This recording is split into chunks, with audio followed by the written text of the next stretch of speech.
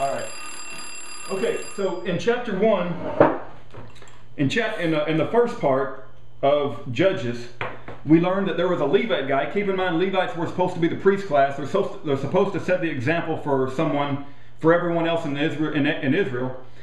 And this guy had a concubine girl. Didn't even call him his wife, calls him his concubine girl, like a maid servant. And he must have been a wealthy Levite, because he had 2 asses and he at least had 1 servant. And his concubine girl went out and whored on him, which I guess she must have cheated on him. And she ran away to her father-in-law's.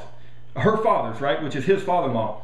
And after 4 months, the Levite guy gets to missing her. I guess I get to missing that concubine girl. I want to go get her back and talk nice to her.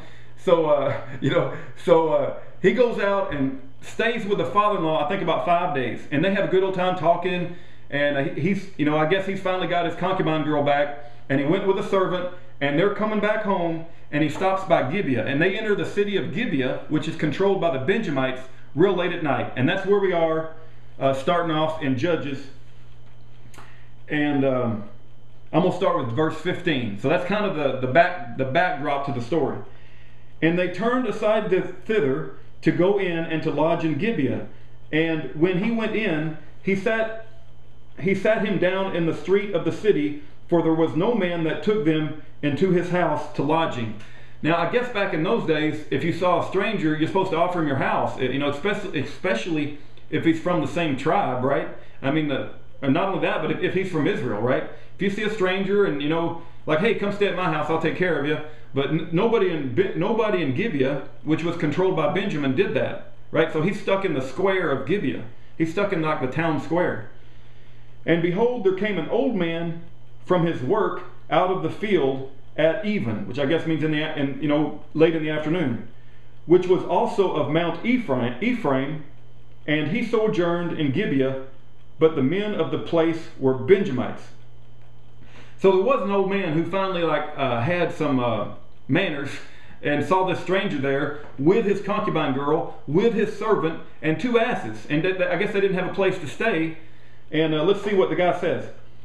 And when he lifted up his eyes, he saw a wayfaring man. So the old man who's from Gibeah saw the Levite and his little party, right? And he saw a wayfaring man in the street of the city. And the old man said, "Whither goest thou? And whence comest thou?" Right? So where are you going and where do you come from? Right? That's a pretty good 2 questions. I mean, I need to remember that myself. Where are you going and where did you come from? Okay, where are you coming from? And he said unto him, "We are passing from Bethlehem, Judah," which that was where the father-in-law was, "toward the side of Mount Ephraim. From thence am I." So I guess he's from Mount Ephraim. "And I went to Bethlehem, Judah, but I am now going to the house of the Lord, and there is no man that receiveth me to house." So he's like, nobody's let me stay in their house. "Yet there is both straw and provender for our asses, and there is bread and wine also for me, and for thy handmaid, and for thy young man which is with thy servants. There is no want of anything." So he's basically not complaining too much, right? He's saying, I'll be okay, I got some stuff for my asses, and we got bread and wine, we'll be okay, don't worry about it. And the old man said, "Peace be with thee.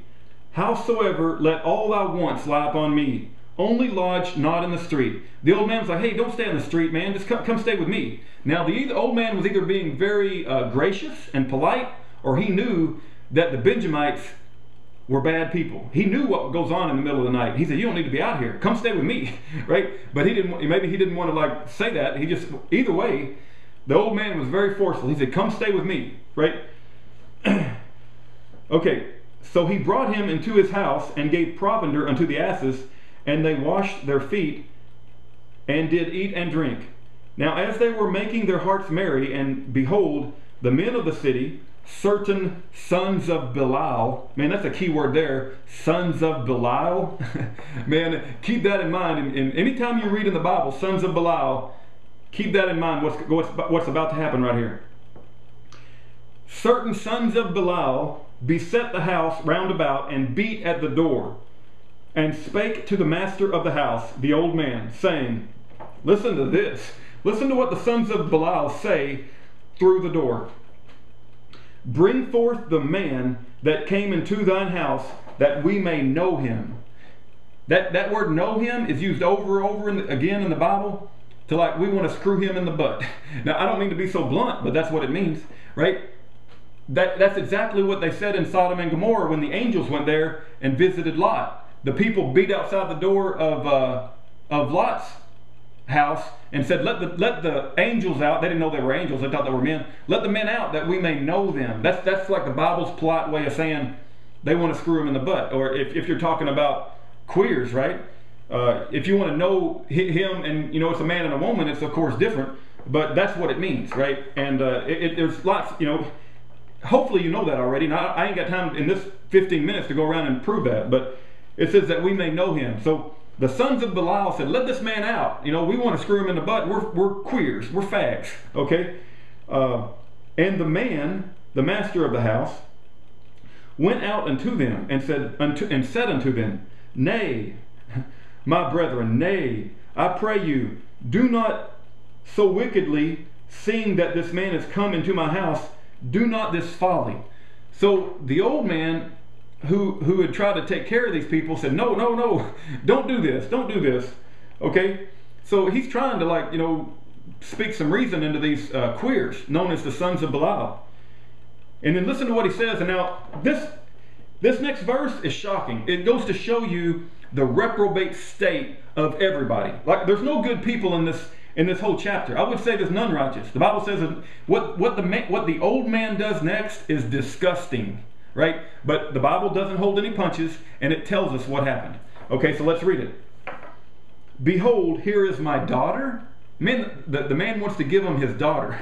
Behold, here is my daughter, a maiden, and his concubine. So the old man offers his own daughter, says, okay, let me just keep reading. And his concubine, them I will bring out now, and humble ye them. Humble ye them. Talking about the guy's concubine girl and his own daughter. And do with them what seemeth good unto you. But unto this man do not so vile a thing. So the queers are standing outside the door. The old man goes outside and says, take my daughter and take his concubine girl and humble them, but don't do this thing about screwing this Levite in the butt, right? And so that goes to show you the righteous level of everybody, right? Everybody had degenerated. The whole society had degenerated. A righteous father would never give his daughter over to such men. Matter of fact, if you're righteous, you're going to die before you do something like that. You're going to die fighting, right? And if you believe in the Second Amendment, back in those times, you're going to have yourself a club or a bow and arrow or a spear or a sword or something, you know, and you're going to fight. You ain't going to give your daughter over to a bunch of queers, okay? But he does at least try to tell him, you know, hey, don't do this. But then he offers his daughter. That goes to show you that even the old man ain't got a high degree of righteousness. He's treating his own daughter like a piece of crap, and the concubine girl. Listen to what happens next. But the men would not hearken to him. So the man took his concubine girl and brought her forth unto them. And they knew her. They gang raped her and abused her all night. All the night they gang raped her and abused her until the morning. And when the day began to spring, they let her go. Okay, keep in mind that the first part of the chapter, the Levite, the girl had gone a whoring on the Levite. So I don't know if this Levite remembers the fact that she had gone a whoring and he just gave her up. But I would say that goes to show you that everybody in the story has got some serious problems with their level of ethicalness and morality. The Levite guy is unethical. I don't care if she had gone out whoring, right? Even though the Bible says that she did, if she had gone out whoring, you don't give her up to a bunch of queers to do with what they want to all night. And the father who offered up his own daughter has got a serious ethical problem too, right?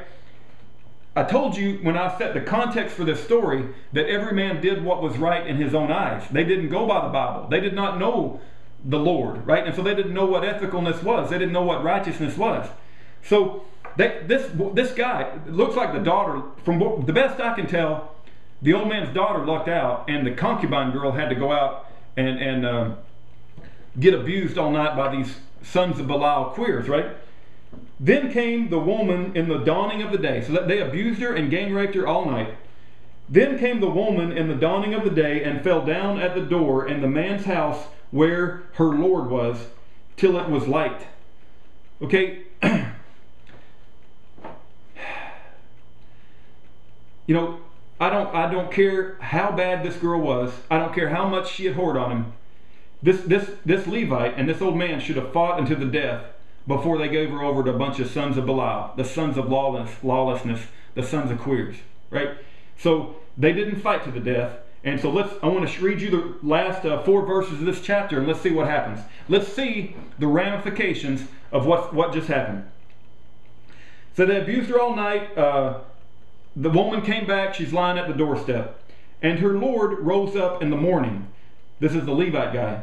And opened the doors of the house and went out to go his way. And behold, the woman, his concubine, was fallen down at the door. So he raises up. I guess he slept good all night, right? He slept good. She's out being gang raped. He opens the door, and this woman, his concubine, was fallen down at the door of the house, and her hands were on the threshold. Okay? And he's just burying her. Look what he does next. And he said unto her, Up, get up, get up. Let us be going. But none answered. Then the man took her up upon the ass, and the man rose up and gat him unto his place. So he said, get up, but she didn't answer, which probably means she was dead, right? And he just threw her on the back of his ass, and then he went on his way. Let's read the next verse. The next verse is shocking. And when he was coming to his house, so he finally journeys home, he gets all the way home, he took a knife and laid hold on his concubine. Okay, she's already dead by then. She's already dead. And divided her together with her bones into 12 pieces. He cut his concubine girl into 12 pieces and sent her into all the coast of Israel. And it was so that all that saw it said, there was no such deed done nor seen from the day that the children of Israel came up out of the land of Egypt unto this day. Consider of it. Take advice and speak your minds. Okay? That's shocking. I mean, he took his dead concubine girl, cut her up into 12 pieces. The best I can tell, to get 12 pieces from a human body, you got to cut each limb into 3. So you get a hand, you get your forearm, and maybe you get this part. So you get this part, the forearm, and the hand. That's 3. And then, I don't know, 3, 6. Maybe you get the hand, and you get like the arm. You get the hand, the arm, and then you got your trunk, and then you do your foot and your legs, and then you got your head and your torso. So I don't know. You guys tell me what you think he did to get 12 pieces. But I'll say this. If you go and read chapter 20, what happened is when these 12 tribes received the pieces and they understood the story of what happened about the queers killing this concubine girl after raping her and abusing her all night, a civil war erupted. The 11 tribes of Israel came against the tribe of Benjamin. There was thousands and thousands of people in the tribe of Benjamin, and they were asked, give up those queers. Give them up. They got to pay for justice. But the tribe of Benjamin did not give them up. And so there was a civil war, and tens of thousands of men died. And the tribe of Benjamin were taken down to 600 men. Keep in mind, there was tens of thousands of them. But they were taken down to 600 men, and they were spared. And they got to continue to be a tribe. But they had to work out a special deal where they could find wives. So I want you guys to tell me what the morals of the story as you read Judges chapter 19 and 20. I don't have time to go into 20 right now, but it talks about the civil war that erupted. And the morals of the story that I get out of it is, don't turn your women over to queers. Die. I don't even care. Even if your women haven't been acting right, you don't do that. You'd rather die and keep your own honor than letting the... Anyway, and also that queers can cause a civil war, and that's, I think, what's going to happen in America. May God bless and protect the righteous and the people who believe the Bible, and may God bring divine justice unto the wicked people of the earth.